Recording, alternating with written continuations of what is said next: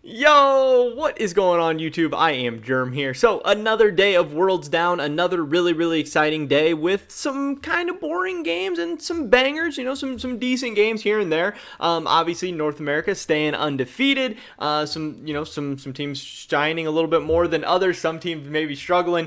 Overall plans has been kind of meh for me. The level of play has been okay. I'm not really feeling super confident about any of these teams, heading into plans. Obviously some people are starting to get a little hyped up for LNG. Some people are starting to get a little hyped up for Cloud9, but I'm definitely ready for the main event of Worlds to start. I'm ready to get past this point. Obviously, I don't know what happened day 3 yet. I'm hoping and assuming that Cloud9 is still looking good. I'm assuming that Unicorns of Love is still sucking. Who knows about all the stuff in between, but I'm happy that some of my predictions are coming true so far, because I was predicting Unicorns of Love to struggle, and some people were kind of flaming me, calling me dumb, whatever. But today I want to talk about the biggest story from yesterday, really throughout all of social media, which was the Twitch leaks, and how they can actually give us a little bit of insight into the futures of a couple of former or, kind of in and out players like Doublelift, like Sneaky, and some other stuff that's going on. So I think this should actually be a pretty interesting video and kind of give us a different idea of what's going on. So definitely drop a like if you guys do enjoy this video. I would appreciate it so much. Subscribe to stay up to date on all my latest content, and consider checking out my Patreon, patreon.com/IamGerm. With that being said, let's get right into this. So one of the things I want to talk about first is this is from Travis Gafford. I always click the wrong scene. This is from Travis Gafford. He tweeted out this, where you can see the LEC Twitch channel made in the last 2 years. It's like 25 months or something like that, pretty much 2 years. The LEC Twitch channel has made, this is in like AdSense from Twitch, pretty much. I think it's the only thing, because I don't really think the LEC channels, can you subscribe to them? I don't think you can. I don't know. I don't really watch LEC and LCS on Twitch. I usually watch them on YouTube.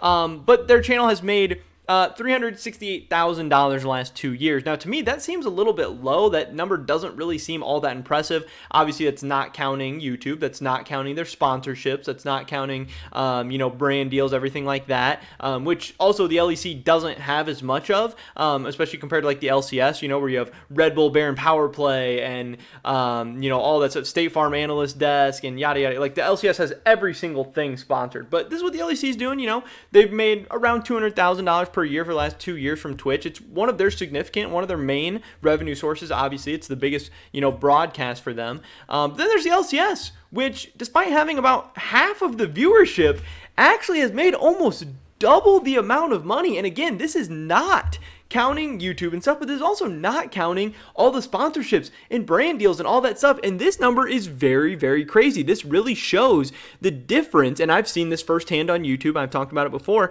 It really shows the difference between EU and NA viewers, how much more valuable in North American and specifically the United States audience really is to advertisers, broadcasters, entertainment, all of that stuff. And this is just very eye-opening, because everyone's talking about how the LCS is dying, how the LCS is dead, how they're on their way out, how viewership's dropping.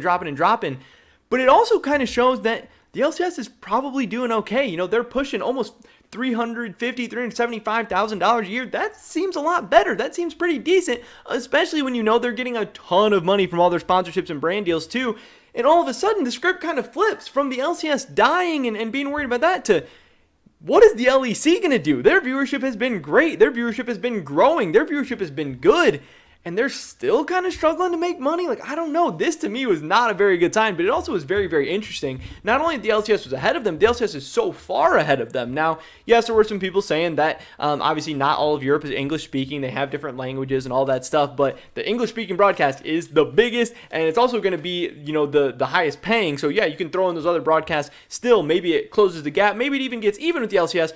But still, that's not a good sign, considering viewership is doubled to triple, usually in the LEC. The LCS does have more uptime. They had a preseason tournament. They had streamed more games and all that. But still, the difference is very big. And this is kind of a pretty good sign for the LCS. But what I did want to talk about in this video is the future of Doublelift and Sneaky, which also we can tie into these stream leaks of the earnings of Twitch people. They have the Twitch earnings leaderboard. This is from the leaks. You can literally look up how much money people have made on Twitch in the last 2 years. And if we search Doublelift, $326,000. This is around $150,000 per year.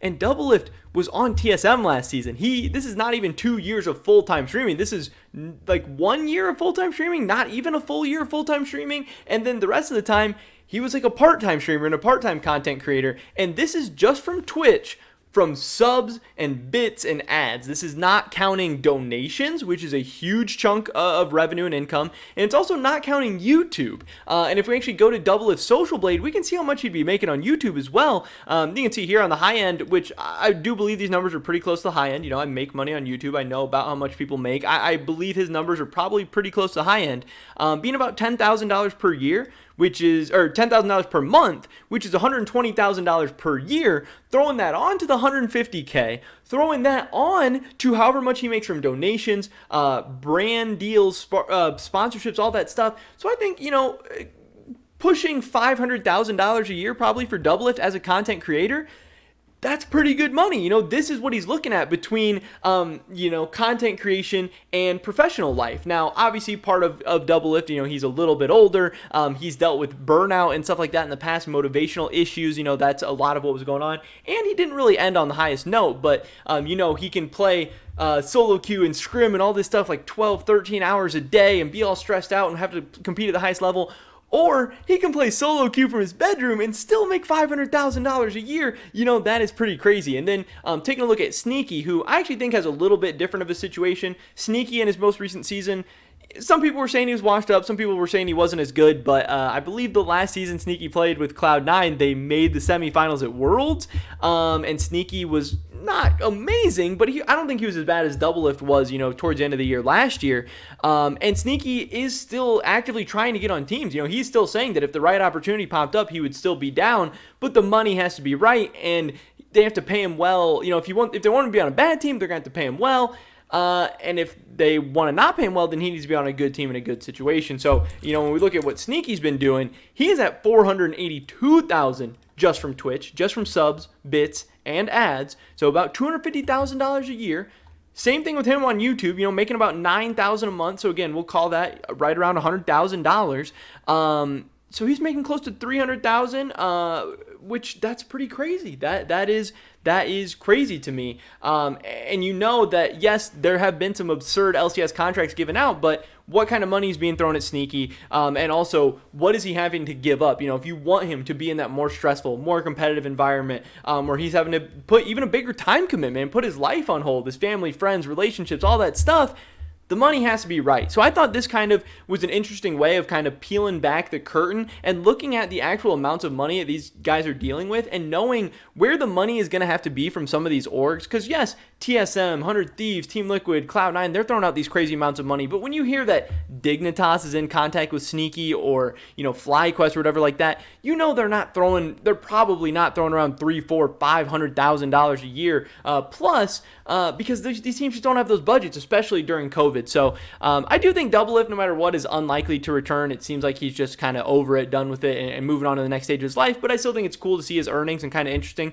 But for Sneaky, who still does say that, you know, he would consider offers, here's what he's kind of looking at in terms of content creation. Again, it's around $300,000 a year, not including donations, not including partnerships, not including brand deals. So you could definitely say he could easily be making $400,000 or $500,000 a year as a content creator, which is crazy and great for them. That's awesome. I'm glad they're making so much money. I'm glad they're financially stable. I'm glad, you know, they're able to support themselves. But it also just makes it sound even more and more unlikely that either Sneaky or Doublelift will ever be returning to the LCS, because I get a lot of comments and questions and stuff about them all the time. They have a ton of fans. People love them. People love watching them play. People want to see them return to competitive.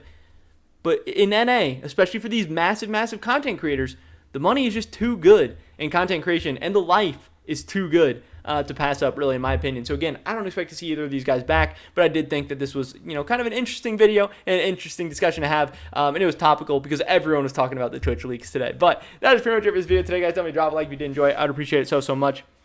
Leave a comment down below. Do you expect to see Sneaky or Doublelift ever again in the LCS? What team would you like to see him on? I'd love to hear your guys' thoughts and opinions. Subscribe if you're today and all my latest content. Hopefully catch you guys in the next one. But until then, peace.